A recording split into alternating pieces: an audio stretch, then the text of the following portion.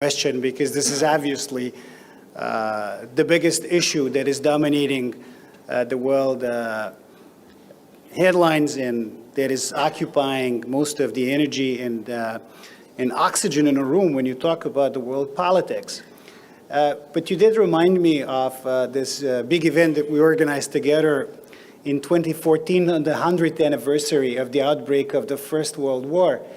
And there were people, including Christopher Clark, who was our guest back then, who claimed that that the First World War actually started by the assassination of the Archduke in Sarajevo. And obviously others gave it a little bit of a different perspective, that there was a bigger issue at stake. So I'm going to use this as a way to enter my first question.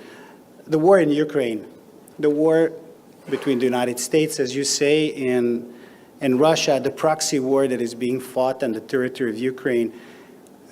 How do you see the origins of this conflict?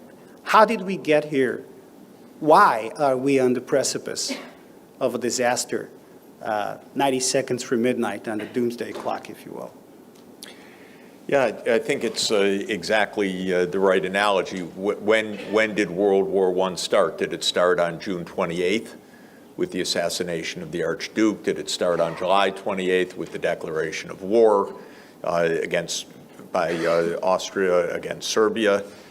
Did it start 10 years earlier when military alliances were secretly made that led to the triggering of disaster? Of course, there are roots to any conflict. And even the dating that we give to the Ukraine war in most of the Western media is simply false on its surface, but it also disguises the antecedent causes. This war started in February 2014.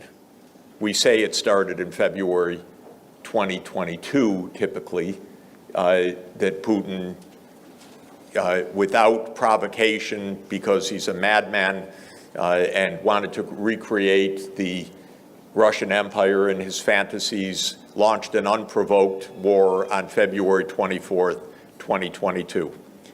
That's just propaganda.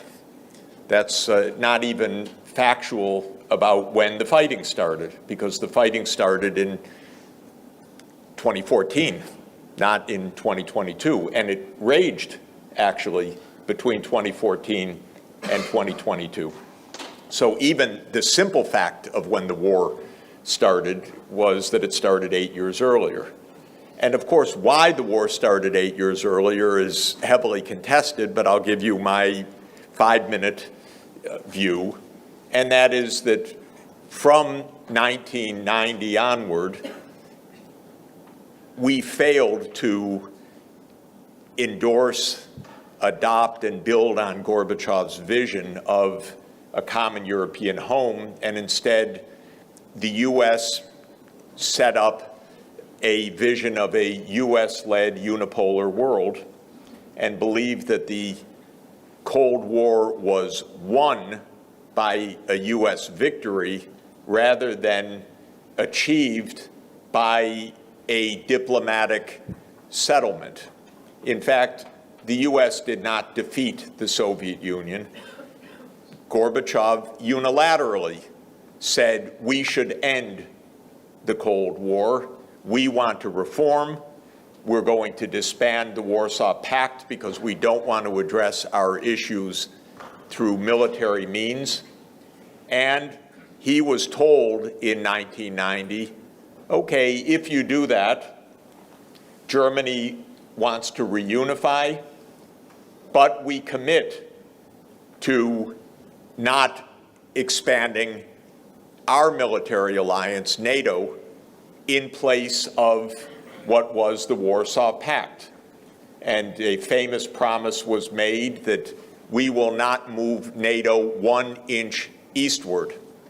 And by the way, I always like to say in my talks, if you want documentary evidence, my email is sachs@columbia.edu, and I'll be happy to refer you to the archival material that documents this, because this is all denied now by the United States, which likes a politics of amnesia rather than a politics of memory in this case.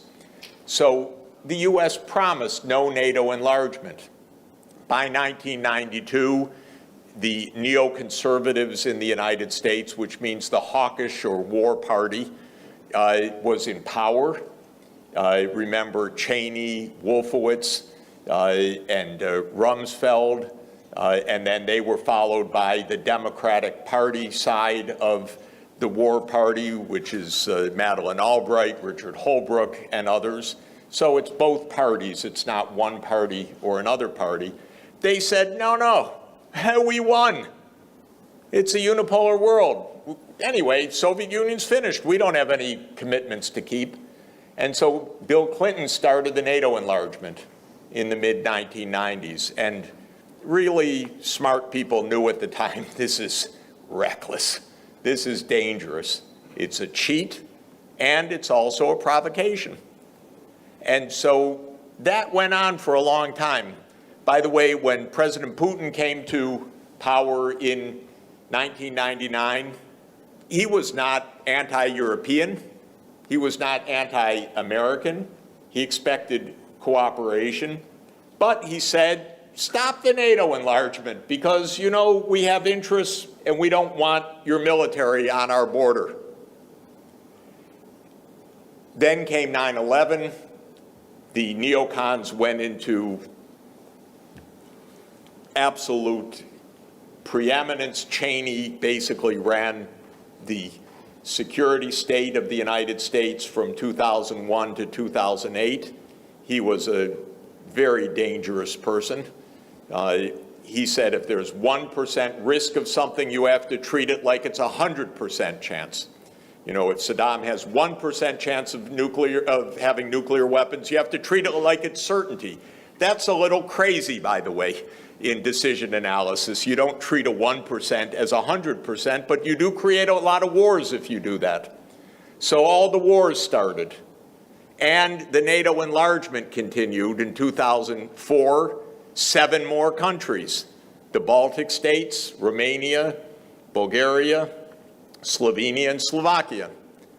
And then in 2007, Putin said, no more. So George W. Bush in 2008 said, yes, more. Ukraine and Georgia. This was not prudent. Prudence, prudentia, is a Latin word meaning practical good judgment. And it comes from a Greek word called sophrosony, which means wisdom.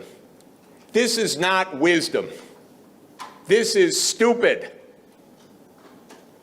And that's what they announced in Bucharest 2008. And many European leaders said to me at the time, what is he doing? We're against this. But one thing, this is the continuing slide into this, and I'll just finish with 2 quick points on this. In 2014, the U.S. helped overthrow the president of Ukraine, Viktor Yanukovych. We know it from many means. I know it because I happen to see things that I wish I hadn't seen. But the U.S. was part of this overthrow. Putin didn't like that either, because Yanukovych was actually rather cleverly trying to balance 2 giants. On the one side, the West saying you must do this and you must do that. On the other side, Russia saying you must do this and must do that. And Yanukovych's position was, we're neutral, thank you, we're neutral. That was rather intolerable to the United States. Neutrality doesn't work in the U.S. mindset, because you're either with us or you're against us. And so they helped to overthrow him in February 2014. That's when the war started. And between 2014 and 2021, there was fighting the whole time, but the U.S. put in billions of dollars of weaponry. And the Ukrainians built fortifications along this line that we're seeing the front line, that didn't just start a few months ago. That was 8 years of fortifying the eastern Ukraine with American finance and know-how and weaponry. So at the end of 2021, after Biden had come into office, Putin said, look, you crossed every red line, but our red line is NATO stops its enlargement. You stop trying to get military bases on our borders. You stop putting weapon systems that can hit us in a few minutes, and we discuss it. And the White House answer was, nothing to discuss. And we're certainly not going to talk about NATO enlargement. And then the invasion came on February 24th, 2022. So if ever there was a series of missed opportunities over 30 years to avoid a conflict, this is it. And that's why I'm deeply unimpressed by an analysis that said this war started on February 24th, 2022 by an unprovoked attack by President Putin. It's just not true. It started because of a buildup of conflict over a 30-year period and lots of cheating, I'm afraid, by the United States side.